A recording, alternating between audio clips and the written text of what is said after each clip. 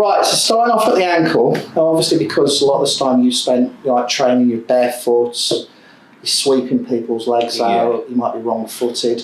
How common are sort of ankle problems, ankle issues? Pretty regular, like I say, you're always on the ball to your feet. If you take one wrong foot on a dodgy mat or anything like that, you can roll your ankle.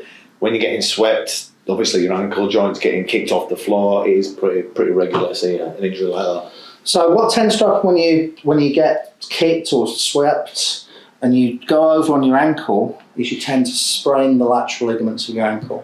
Now ligaments they connect bone to bones, they provide stability to the joint, but the most important role of your ligaments is to provide proprioceptive information back to your brain regarding the position of that joint.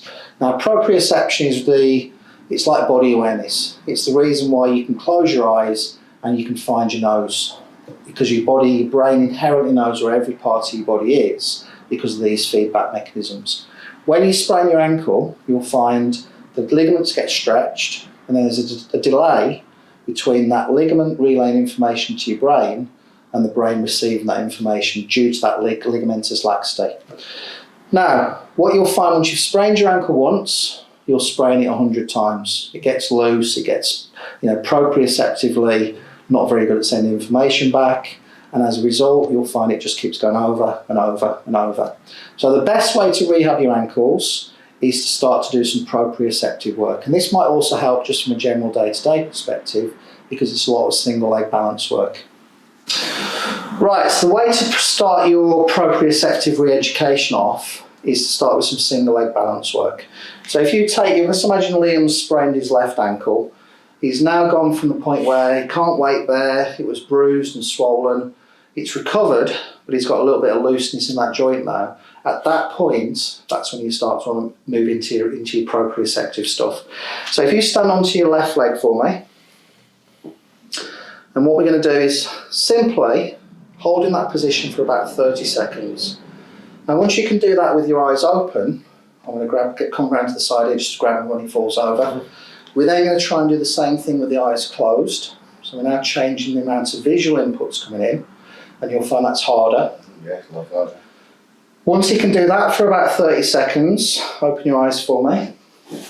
We'll then change the sort of stability of the surface. So you might just throw a little pillow down, a towel, and that's going to change the stability of the surface he's standing on. So again, 30 seconds eyes open, 30 seconds eyes closed. Once Liam can then do that, then what he wants to start thinking about is maybe just doing a little bit of shadow boxing as you're working through. So again, we're still thinking about trying to make it as sport specific as you possibly can do. Now this is improving the proprioceptive information coming back from his ankle, and this is as effective in terms of rehabbing ankle sprains as actually doing loads of strengthening work for your calves. I can feel it all around bottom. Yeah, absolutely, or all the sides and those perineals. Yeah. So if you have had an ankle sprain and you've got past the point where the ankle sprain was in its acute stage, where it's painful to walk and it's bruised and swollen, you've passed that stage, this is the sort of exercise you want to start to move into. So proprioceptive re-education exercises. So that's your ankle toolbox done.